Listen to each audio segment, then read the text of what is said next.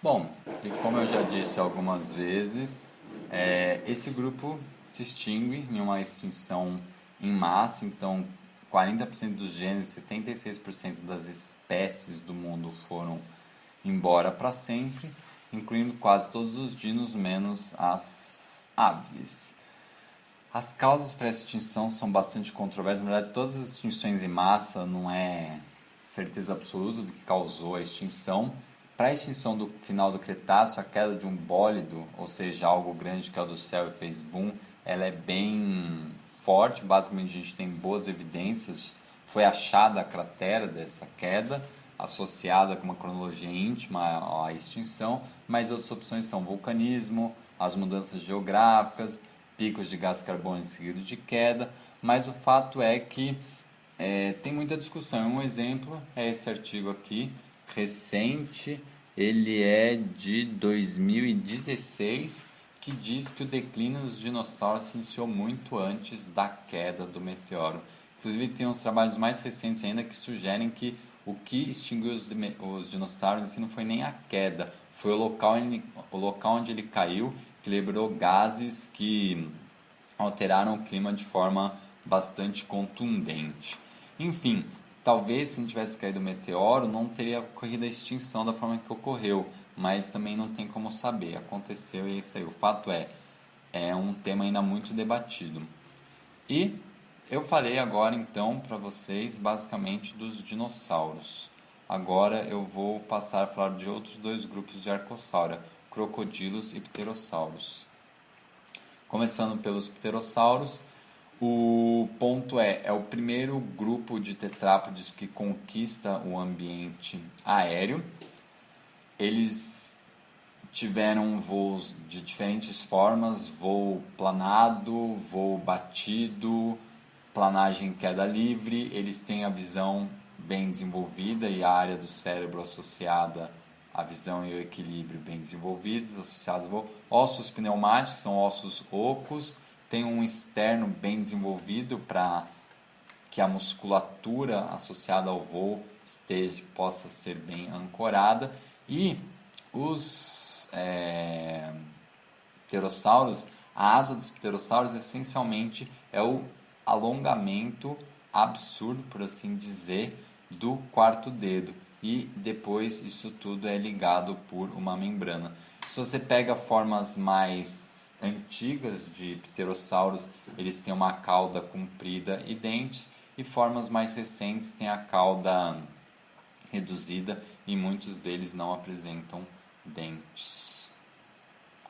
Aqui é para mostrar a grande diversidade de forma do rosto desses animais. Então tinha animais que comiam peixes, outros que eram filtradores, outros se alimentavam de moluscos.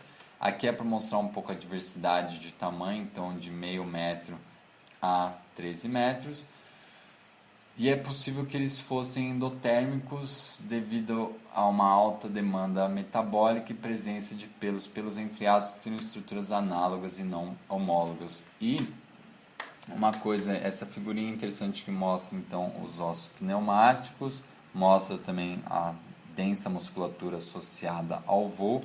E outra característica importante que mostra essa figura são essas microfibras associadas a essa membrana que formaria a asa, que elas dariam uma, me fugiu a palavra, mas assim, a o tônus apropriado para que o voo pudesse ocorrer, ou seja, não é uma membrana extremamente flexível e flácida que balançaria, vibraria loucamente com o vento.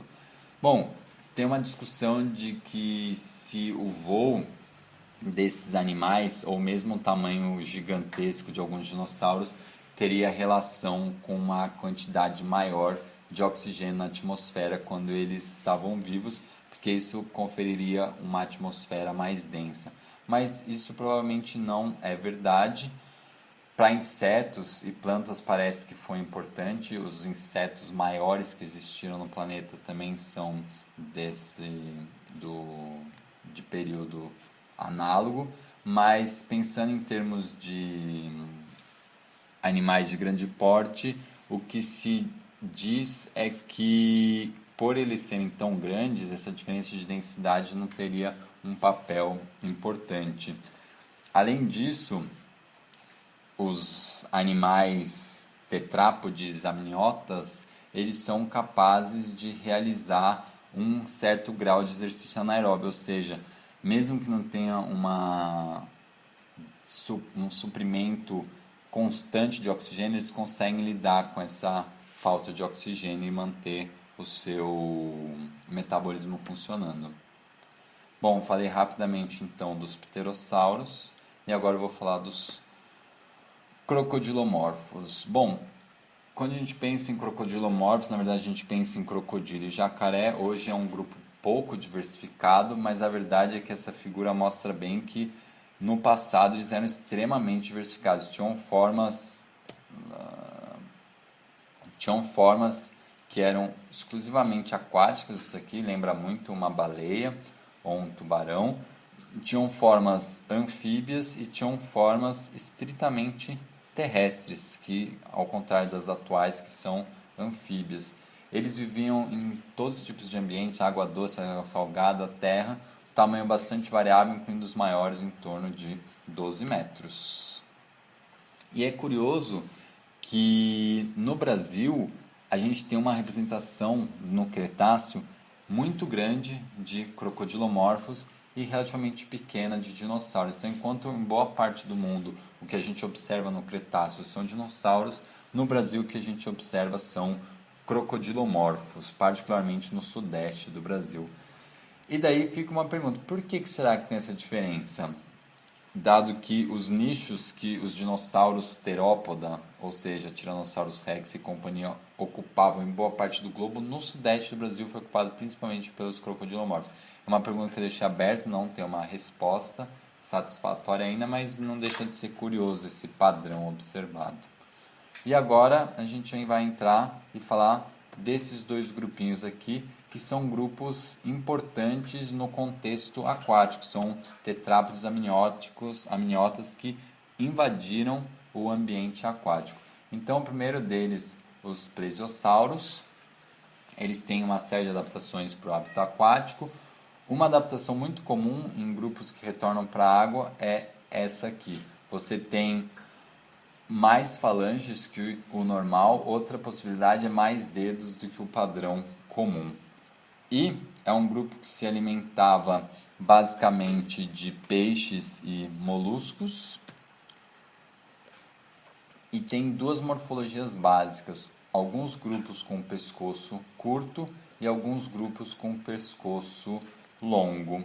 Os grupos com pescoço longo provavelmente caçavam por emboscada, ou seja, eles ficavam paradinhos à espreita e quando uma presa passava próximo ao seu alcance, eles davam o bote. Já os grupos de pescoço curto, eles faziam uma natação, uma perseguição ativa. E percebam que os membros, eles são adaptados, bem adaptados a... Bom, eles são adaptados, ponto final, à vida na água, se tornam remos.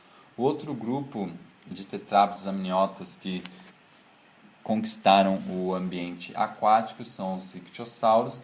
Os ictiossauros têm mais uma carinha de um peixe, por assim dizer, mas lembrando que eles não são peixes, eles são tetrápodas amniotas. O que a gente observa no grupo também é uma grande quantidade de falanges. Eles também eram carnívoros e também tinham uma série de outras adaptações à vida no ambiente aquático. E um tamanho também variável, bastante considerável. E tinha desenvolvimento interno. Foram encontrados alguns fósseis de mamães ictiossauros com os seus bebezinhos sendo abortados no processo de morte, provavelmente. E aqui eu vou aproveitar o gancho para falar um pouco das mulheres na paleontologia. Vou falar aqui particularmente da Mary Anning no próximo vídeo.